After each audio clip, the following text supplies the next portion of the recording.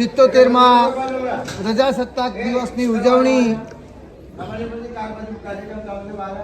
આપણી શાળામાં થઈ રહી છે ત્યારે સરકારશ્રીના નિયમ મુજબ દીકરીની દેશને સલામ અંતર્ગત ગામમાં અભ્યાસ કરતી સૌથી વધુ ભણેલી હોય અથવા અભ્યાસ ચાલુ હોય તેવી દીકરીને આ સૌભાગ્ય પ્રાપ્ત થાય છે ત્યારે આજના તબક્કે આ ગૌરવ આપણી શાળાની ભૂતપૂર્વ વિદ્યાર્થીની અને ગામની દીકરી એવી પરમાર નિશાબેનને આ તબક્કે આજના પ્રજાસત્તાક દિનના કાર્યક્રમના સુપ્રસંગે અધ્યક્ષ તરીકે વરણી કરવામાં આવે છે અને એમને શાળાના સાહેબ શ્રી મુકેશભાઈ સાહેબ ધ્વજવંદન વિધિ કરવા માટે આમંત્રિત કરશે. મુકેશભાઈ સાહેબ.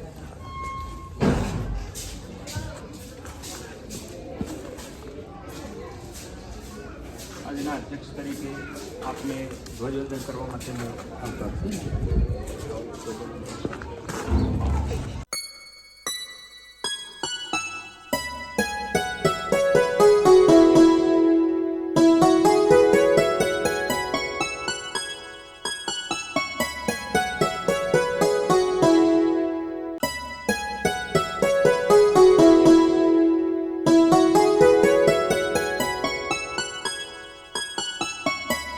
તો ગાઈસ સાઉન્ડ સિસ્ટમ રેડી થઈ રહી છે અહીંયા અમાર વિપુલભાઈની ચામુંડા.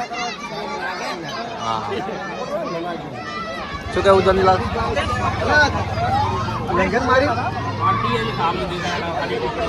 તો મિત્રો કાર્યક્રમ શરૂ થઈ ગયો છે તો વિડીયોમાં બન્યા રહેજો અને વ્લોગને પૂરેપૂરો નિહાળજો. તો બન્યા રહેજો વિડીયોમાં.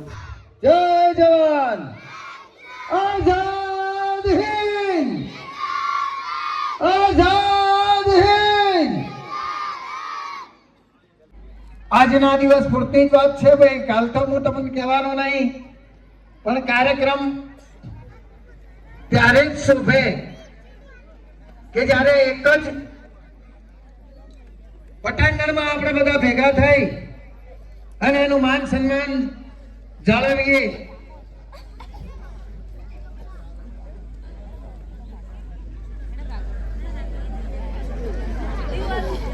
શાળાના અધ્યક્ષ મહોદયશ્રીને વિનંતી કે સ્ટેજ પર પોતાનું સ્થાન શોભાવે.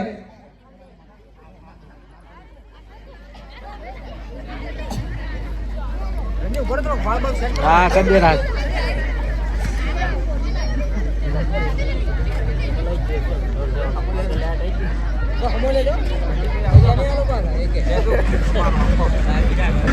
આજે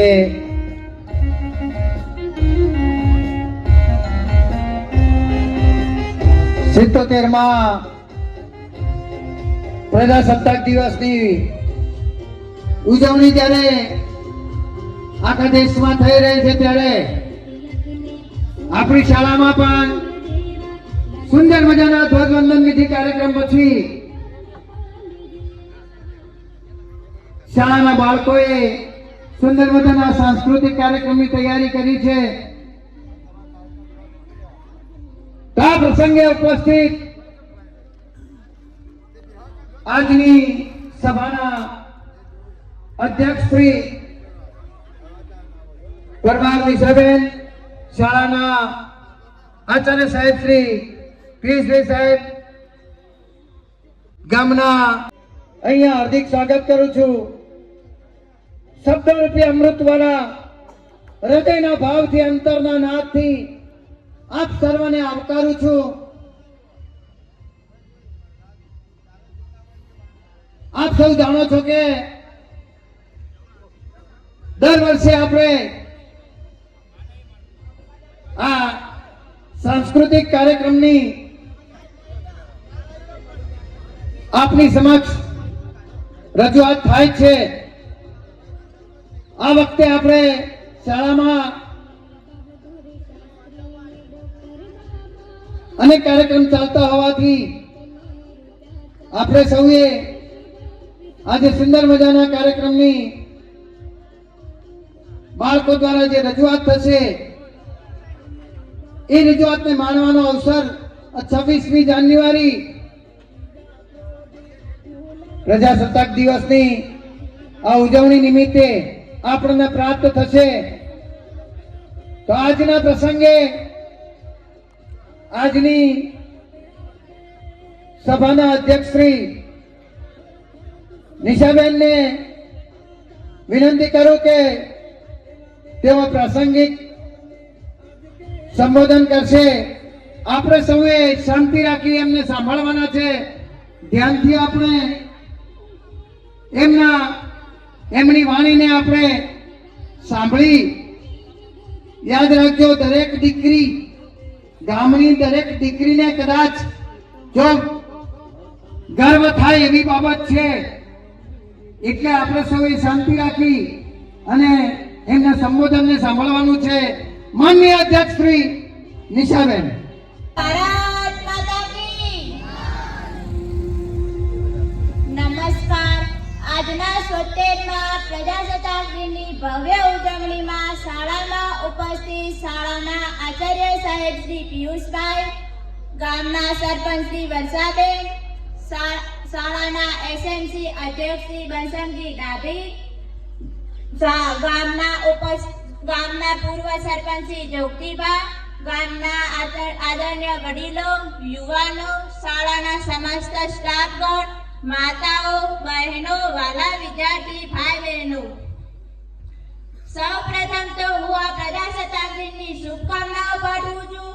આપ સૌ જાણો છો કે સરકારશ્રીના આદેશ મુજબ દર વર્ષ દીકરીને દેશની સલામ અંતર્ગત ગામની સૌથી વધુ ભણેલી અથવા તો અભ્યાસ કરતી દીકરીને આ ગૌરવ એટલે કે ધ્વજવંદન પ્રસંગે ધ્વજ ફરકાવવાનું સૌભાગ્ય પ્રાપ્ત થાય છે. આ વર્ષે આ તક મને સોંપડી છે. બીજા વર્ષે બીજી કોઈ દીકરીને આ તક મળશે. મિત્રો, મારો કહેવાનો અર્થ એ છે કે શિક્ષણ આપણને નવી દિશા, સારા ભવિષ્યનું સુંદર નિર્માણ અવસર આપે છે. આજના તબક્કે મારી નમ્ર અપીલ છે કે ગામનું કોઈ પણ બાળક શિક્ષણથી વંચિત ના રહે. તમે મા બાપ તરીકે બાળક પ્રત્યે ફરજ અદા કરો. શાળામાં સાહેબશ્રીઓ પોતાની ફરજ સુપેરે અને નિભાવે છે. મારું માનવું એ છે કે હજુ વધુ મહેનત કરવાની જરૂર છે. આપણા ગામમાંથી દર વર્ષે 2-4 બાળકો સરકારી કર્મચારી બને. નોકરીની અઢળક તકો છે. તે સુધી પહોંચવા માટે આપણે સ્પર્ધાત્મક પરીક્ષાઓની તૈયારી કરી સરકારની ભરતીઓ આવે છે તેમાં પાસ થઈએ. આ માટે ગામના તમામ યુવા વર્ગ અને વાલીઓને ખાસ વિનંતી કે આપણો સમાજ કે જેને હમણાં નવું બંધારણ બનાવ્યું છે તેને ધ્યાને લઈ સમાજની પ્રગતિ, વિકાસ માટે પોતાનું બાળક સારું શિક્ષણ મળે તે આગળ આવી ગામમાં પોતાનું યોગદાન આપે. બાળકને વારસામાં ધન નહીં પરંતુ શિક્ષણ આપો. તે તમારો સમાજ, કુટુંબ, ગામને ગૌરવ અપાવશે. સમાજ ઉજળો બનશે.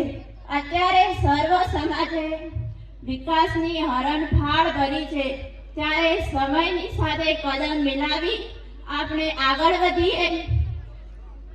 આ તબક્કાના બંધારણમાં ડોક્ટર ભીમરાવ આંબેડકર સાહેબ તથા સમગ્ર શહીદોને યાદ કરીને શ્રદ્ધાંજલિ પાઠવું છું.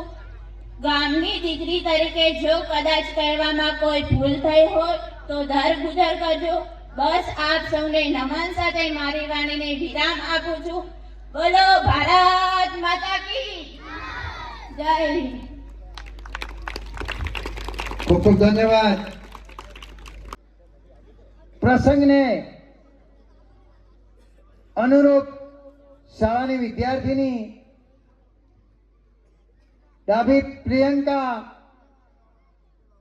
ધોરણ 5 ની વિદ્યાર્થીની છે. ધોરણ 5 ની વિદ્યાર્થીની ડાભી પ્રિયંકાબેન